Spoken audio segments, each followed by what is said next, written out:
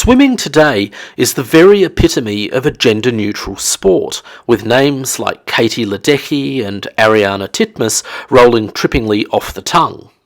Yet throughout its long history, female swimmers have consistently been the victims of administrative double standards.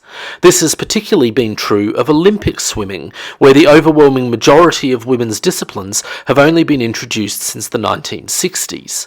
For the first 6 decades of Olympic competition, only 4 individual events, the 100 and 400 metre freestyle, 100 metre backstroke and 200 metre breaststroke, were open to female competitors.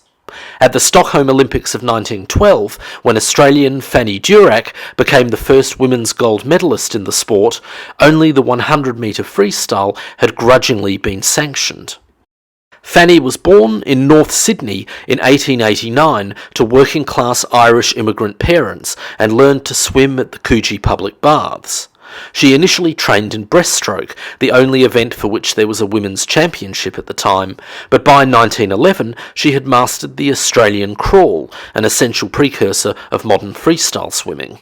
She won her first state title in 1906 whilst still a schoolgirl, and by the time the Stockholm Olympics were on the horizon, she and her friend and rival, Mina Wiley, were acknowledged as the nation's 2 dominant female swimmers, holding every regional and national record between them whilst training together at Wiley's Baths, an outdoor tidal swimming pool owned by Mina's father, who also served as their coach.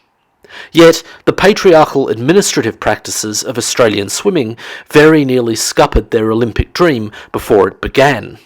This was an era when even permitting men and women to bathe together at public beaches and swimming pools was considered deeply contentious.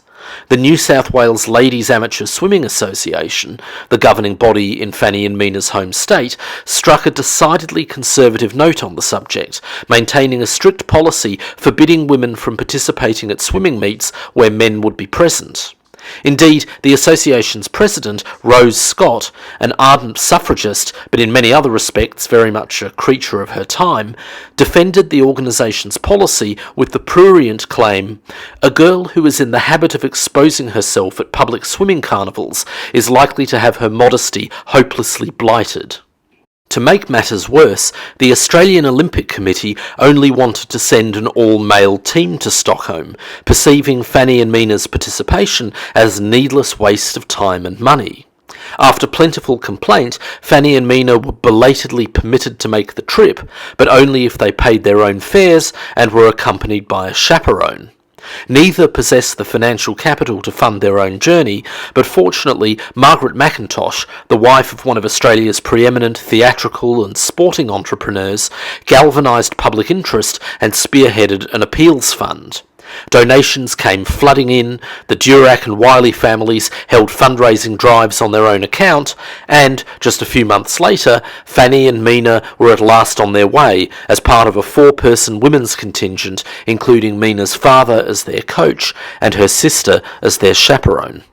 Once the games commenced, Fanny proved a sensation. In the 4th heat of the 3rd round of competition, she broke the existing women's 100-metre freestyle world record, defeating the previous record holder, Great Britain's Daisy Kerwin, along the way. In the final, Fanny led from start to finish, winning easily, despite at one stage bumping into the side wall of the pool, with Mina taking the silver medal behind her.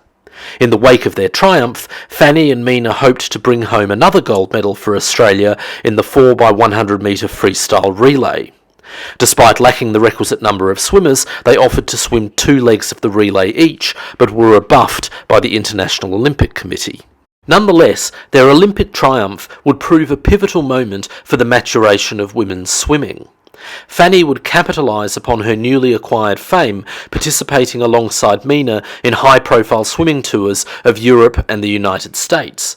Over the next 6 years, Fanny would prove herself unequivocally the greatest female swimmer of her generation, breaking 12 world records and at one point holding every world record in women's swimming from 100 yards to 1 mile.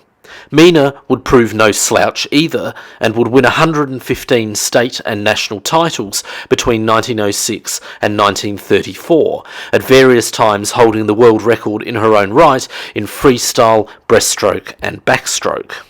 Sadly, despite her dominance in the pool, Fanny's career would continue to be dogged by controversy. In 1918, she and Mina were suspended by the Australian Swimming Union for having toured the United States without permission. On their second American tour the following year, they courted further controversy by refusing to swim until their managers' expenses had been paid, resulting in the US Amateur Athletic Union threatening to suspend their amateur status, which would have prevented them from swimming at any venues under its auspices. When forced against her will to swim at a meet in Chicago, Fanny defiantly jumped the starter's gun and swam half the length of the pool before getting out.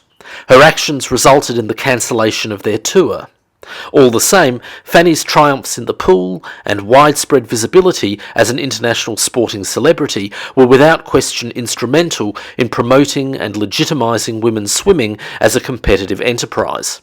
Indeed, the term Australian crawl, used to describe her homegrown technique, has earned a hallowed place in swimming's vernacular that has long outlived her.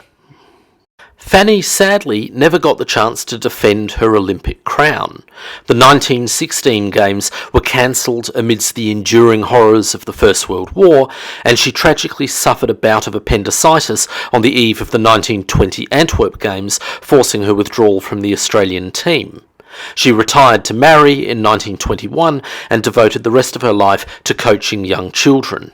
She was posthumously inducted into the International Swimming Hall of Fame in 1967. Ironically enough, Fanny would eventually serve on the executive and later be made a life member of the New South Wales Women's Amateur Swimming Association, the very body that had been so indifferent to her Olympic dreams in the first place. If you enjoyed this content, I'd recommend checking out my new book, Hollywood's Women of Action, From the Perils of Pauline to Wonder Woman, which examines the development of the action heroine as a character from the silent screen era to the present day. It's available from Amazon and other international booksellers. To purchase, follow the link in the description below. And if you enjoyed this video, please don't forget to like, comment and subscribe.